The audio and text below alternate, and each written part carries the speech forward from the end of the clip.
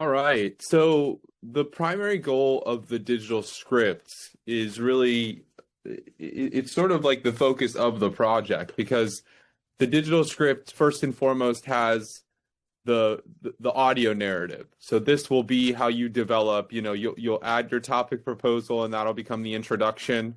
You'll revise it obviously and rephrase it so it becomes more of how you want to introduce your film.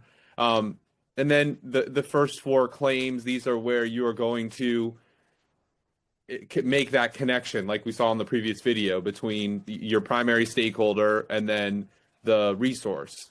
And then when we get to claim 6 through 8, we are focusing on the specific stakeholder's interest. So primary stakeholder, and then if we want to bring in any secondary stakeholders as well too. So it's the narrative that we're gonna tell, and we're kind of following the same writing format as academic writing. We have a claim. Our digital evidence is just going to be hyperlinks of the digital media, so we can start planning what we're going to show, and then the bulk of what we're going to write about is going to be in the analysis section. So because it's a script, you're not citing work, but we're still going to have a discussion about our resources, about our stakeholders. It's still going to be the evidence-based conversation. The evidence is going to be more in the story that you're telling about the stakeholder. So how the stakeholder relates to the 4 ideas that you're pulling from each of the resources, and then the stakeholder's interests within the topic, and then whatever additional stakeholders you want to bring in the second half. The other side of that is the visual narrative, and that's what the digital evidence implies, and that's why we're doing, the digital resource, or digital media weekly check, or digital media check-in, because what we want to start thinking about is visually, what are we showing? Because, for example, if you just have all static images, so just pictures, the film is going to go very slow for the audience. Yeah. It could be a little boring. Whereas if you add motion to those pictures, or you use film clips, all of a sudden you're engaging the user in a very different experience. If you add music versus not adding music, that is a very different experience for that audience. And so, there's a baseline, right? And we're kind of seeing that with the digital media check-in, making sure that we have digital media for our stakeholder, essentially the specific, our primary stakeholder, digital media for the topic, digital media for the fault line. So we're figuring out how to have that visual focus, but you're really not going to expand on it until you've read this script out loud, you've recorded it, and then you've put it in the timeline. Because once you put it in the timeline, each section is going to have way more evidence. You're just kind of, this is a placeholder. And again, that's that second function of the digital script. It's first the audio narrative, second the visual narrative. So again, sections 1 is the introduction, section 10 is the conclusion, and then sections 2 through 5 are the you discussing each of your resources from project 1 and how they relate to the stakeholder, so a single idea. And then 6 through 9, we are presenting the interests of the stakeholder. So, a service, a program, an argument, a policy, something that they are doing to address the topic within the fault line. Okay.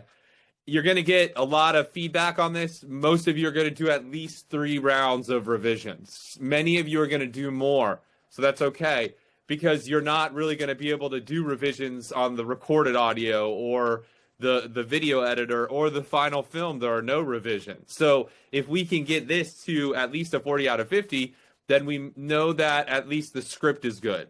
And then the technical production, that'll be more of how you finish out the film and how quickly you finish the film out. The other thing that's included on the template, we have the references. So this is where you are placing the MLA formatted resources. So your four resources plus the tertiary resources that you were finding for project 1. Again, in your stakeholder analysis, you were supposed to start bringing in tertiary resources from those organizations, those institutions, those individuals' websites to help you do the stakeholder analysis. Those of you that did that, you're bringing that over. Those of you that didn't, make sure you do that for this project now. And then you need credits. So the credits are the hyperlinks. All the digital media that you put in the document, put down here as well too in a list, and that will help you make the credit slide when you're ready to put the film together. And again, the references is for the human audience. The credits are for the algorithm. If you upload it to YouTube, having the credit slide is you showing the algorithm that all this digital media, this is where I got it from. And obviously, we're not monetizing this, but at the same time, it'll reduce the propensity for the algorithm to say that you're, violating copyright or someone's property rights in terms of the digital media that you're using, or even audio, right? Some of you, if you upload your film to try to upload it to YouTube and you're using a very contemporary song, it might not let you upload it, even if you're using the minimum amount, because some digital media, especially like music or contemporary film and TV, they're just a little bit more litigious about who can play with that type of digital media. So to do our due diligence, we'll have a reference list, we'll have our credits, and then that's the closing of our film, right? Like that's the credit roll at the end that says this is where everything came from. Finally, this is an optional subsection. Any combined audio and video, it has to have a subsection placed just below the analysis portion of the section. So say I have a 30-minute clip that I want to play under section 7. I would, after my analysis paragraphs, go ahead and paste that section in here, and then I would be able to write a brief little introduction and then provide the video clip. And so what that does is when I'm reading the script, it'll remind me to, it'll be part of my reading. I'll read my 6th claim, I'll read my analysis, and then I'll read the introduction to the film clip that goes with that 6th claim. Okay. Other than that, you're going to get a lot of feedback on this project. So, make sure when you submit it, you at least submit it with all the sections completed. If any sections are incompleted, you're going to get a 0, and I'm going to kick it back to you. You're going to get multiple rounds of revisions. But as soon as you get that 40 out of 50, you're ready to move forward. So you'll get permission to record.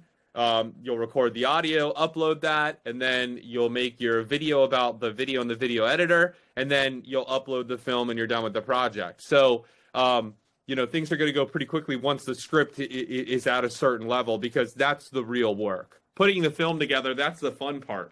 That's the creative part. You'll start thinking like the filmmaker, but right now right now we're a screenwriter. And once we have approval to move forward with the film, then we are the director and the film editor. We're doing all the big things that really bring all the cohesion together. But you need the screenwriter to invent the idea and to present what's going to be said within that construct as well too. Okay.